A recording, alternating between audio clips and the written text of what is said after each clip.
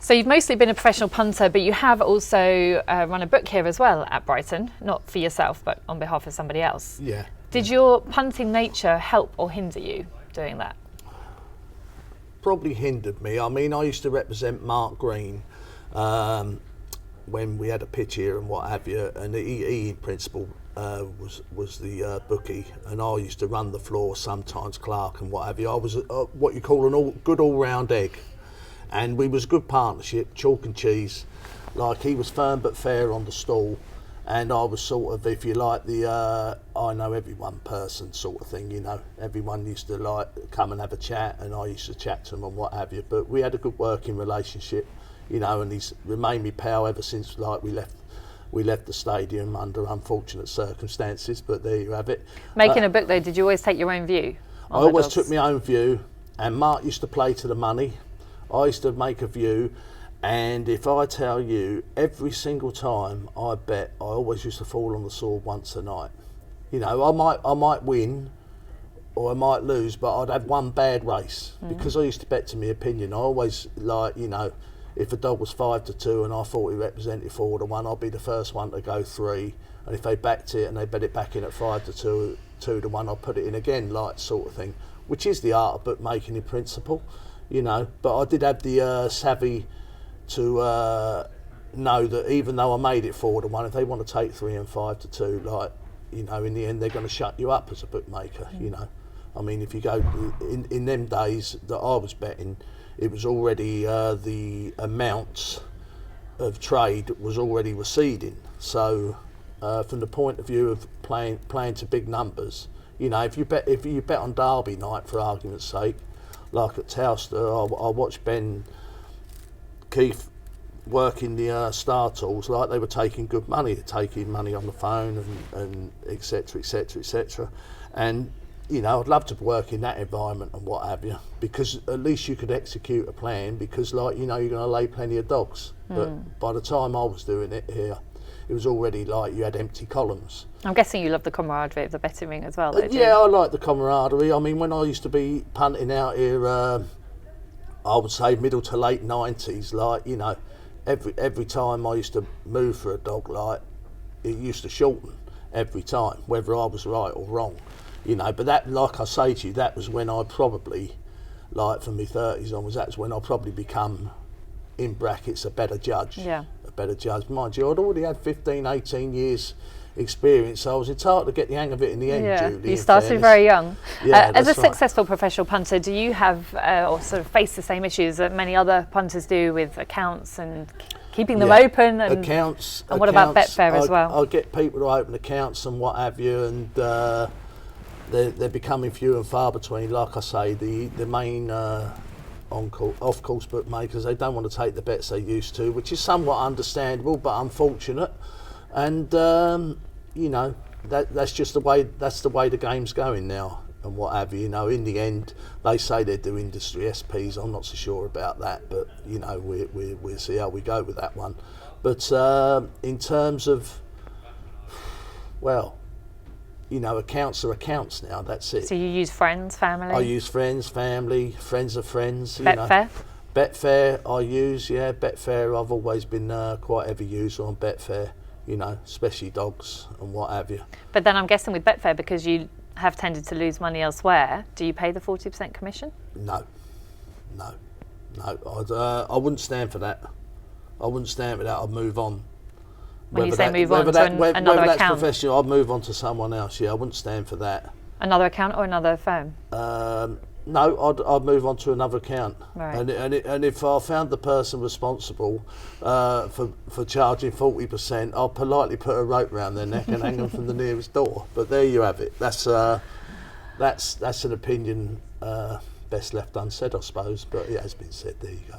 How do you see the future of greyhound racing? The future of greyhound racing. Now, if we use Hove and Romford as the two latest examples who've had a refurb and tried to go forward, and I mean, Romford, I mean, every Friday night they're on there and they do interviews with somebody from the track at some stage and what have you. Karen, who's there and what have you, lovely girl. I've met her a couple of times down here. She's a lovely girl, and you know, she's completely committed to the course, so hopefully she'll get her just desserts in terms of results and what have you. And Romford seems to be ticking along nicely again now that it's open and what have you. And Hove, we're always all right on a Saturday night, but we need to get people through the door perhaps on a Thursday night. And to do that, I suppose you've got to be looking at cheaper drinks. You've got to be looking at better food, if you like, or better costing food, etc. People, they want to eat, people, they want to drink. And the absolute ace in the hole with anything is free admission. Listen, Brighton races once a year, they used to have a free admission. I swear to you, you get people coming from nowhere to go to Brighton races because it's free to go through. And the first one through here, run up the bar and pay £40 a round of drinks. But if you said to him, you've got to pay 15, 20 quid to get in, I'm not going up there. But then that model didn't work at Toaster, did it? No, perhaps it didn't. But, in terms, the thing about Toaster is anyone who went there within reason probably travelled. And, I went there 3 or 4 times. That's all I went there in the time it was open. Because, I've got no transport. I rely on Alf when I go and what have you. I went there with Alf 3 or 4 times. We went for the derby.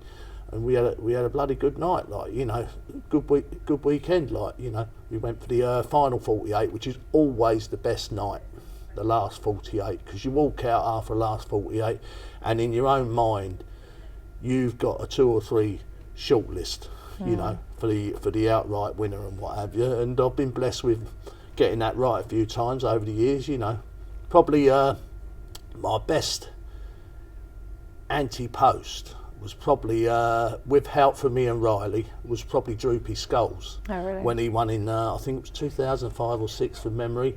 But he said to me, when I was introduced to him at his kennels by Paul Carpenter, and we went up there one Saturday anyway, he said, I've got these 2 pups here, got to take them for a gallop. Droopy's Cahill, who went on to win the Harold's Cross Puppy Derby, and Droopy Skulls. Anyway, so we went down to this gallop, and he's let off Droopy's Cahill. He's come up there like, ba-dum, ba-dum, ba-dum, ba-dum, like he's come up lovely. I said, oh, he can run, Then all of a sudden he let off Droopy Skulls, and I'm telling you, Julie, it was like a train coming up there. You knew everything about the dog. He was just, I think he was 14 or 15 months. I said, Jesus. I said, this is some dog. And I said to Paul Carpenter when he come up, I said, cool. He said, I've never seen nothing like it. He said, it was like a train coming. Anyway, lo and behold, the first 4 or 5 races of his career, and then he was the talking dog. Then Premier Fantasy come along because he won the semi-final of the Comerford and went on in the final. And he was always the headliner out of the 2. But unfortunately, as we all now know, Premier Fantasy had become the dominant dog in that year's derby at the semi-final stage, but unfortunately he broke a leg out the second bend in the semi-final, and for all intents and purposes was the right dog at that given time. But anyway, Droopy Skulls, I know for a fact, because Ian had kept me informed, because I was like double pally with Ian in them days and what have you. I'm still pally with him now, but he told me his dog is not 100%. He said, I think I could find something. He said, I've just got to be lucky enough to make the final. And when he made the final, he said, I'm sure we win now. I'll never forget it. He took over from Tim's Crow just after the bridge of the third bend. And he went on to beat, funny enough, a Hove dog, Big Freeze. Brian Clemenson's dog was running on for second. But that was a proper touch for me. I won good money on that. And I've got to be truthful, a lot of it was down to Ian Riley, and also the fact that I saw that gallop that given morning before he even went on the track. Like, I was fixated with the dog, and he then went to the Irish Derby. I think he was 4-1 favourite, and I think he got knocked out early, and that was basically the falling away of Droopy Skulls. But he's a hell of a dog. We've talked about your vices on the gambling final. I want to talk a little bit about your personal life, because you touched on the fact that you're known as Fat Roger, and you have another vice, don't you, that is part of the reason for that Chocolates. Yeah, no, diabetes, Julie. I'm heavily diabetic. I've been diabetic now for 20, 21 years, something like that, and it's got me now. Like, you know, I've abused it, and I've got to be truthful. I'm suffering nowadays. You know, I look all right on the camera and what have you, but I do suffer with it, and it's all self-imposed and what have you. So, you know, I'm funny enough. I went to the doctor's dietitian nurse on Tuesday, the diabetic nurse, sorry, and she gave me a proper ticking off. So we just have to see how that one goes. No more drinking with Seamus Cahill then? Well, I don't know about drinking with Seamus Cahill, but he always buys me 2 bottles, but it's going to have to be 1. I'll give him the text and said it's 1 tonight, like, instead of 2. Does it bother you, the nickname Fat Roger? I'll come out of here pie-eyed on a Thursday. The nickname Fat Roger, he come from a pal of mine. He just called me at once, and like everyone sort of refers to it, Big Rog or Fat Rog, you know. I would say the polite people call me Big Rog. I'll call you Big Rog.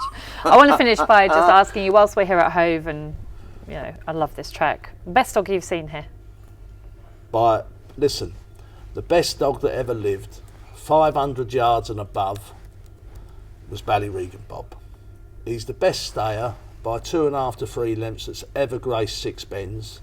If he ever run 8 bends, he'd have turned track records inside out, because every single race he ran away after the line from top class opposition.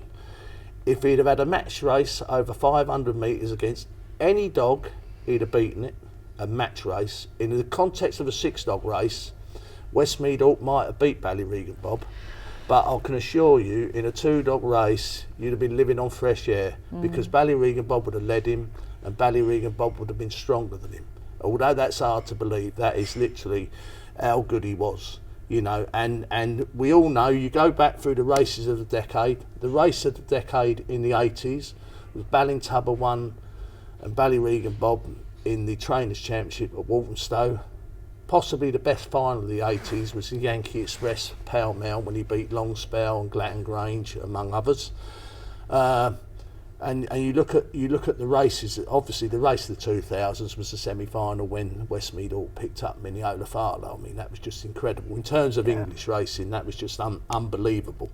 But you know, I think the best race I ever see was a dog of George Curtis's in the 70s. I think her name was Clounty Comment. Anyway, she ran with a dog called Silver Lady in a 792 at Portsmouth. They were both 100% genuine, and they ran. There wasn't a head between them all the way round, and I went over the line together and giving you this detail. I can't remember what won, but it was a short head. It's the best race you'll ever see, and I think they broke the track record in doing so. Best race I've ever seen in terms of head-to-head buckle, because like when you build up a match race stroke a buckle, it doesn't fall like that. But these 2 dogs literally were like that all the way round. It's absolutely fantastic. But you know, I mean, so many good dogs. So many good memories for you as well. So many good memories. Jesus, we've won all sorts of finals as owners and what have you. You know, I mean, this day and age, I mean, funny enough, I've been out of dog ownership for 7 years, but I've got a leg in a pup with Teresa and Seamus Cahill that's currently in Ireland being reared. It's about 8-9 months old now. It's out Ballina-Kilbiddy, second litter, because I always said to Seamus I'd like to have a say in one of the pups if there was one going and what have you. And he spoke to the owners, among them Tony, Northern Tony, who he owns plenty of good dogs with Jimmy Wright and etc. up there, and lovely fella. And I used to see him at Clonmel, and sometimes he comes here in the summer and what have you, like when he's got big race runners and what have you. But we're hoping we might get lucky there. Like, there's 4 of us in it, so it hasn't cost a lot. So it's always the exciting stage when they're puppies. But of course, I'm glad to hear that you've enjoyed your life in greyhound racing, and I'm going to call you Big Roger. Big Be Roger. polite. Thank you so much for talking to Star Sports today. That's fine. And keep punting and stay away from the football. Stay away from the football, keep hunting and sort them greyhounds out. That's it. Thank you very much. Okay, lovely.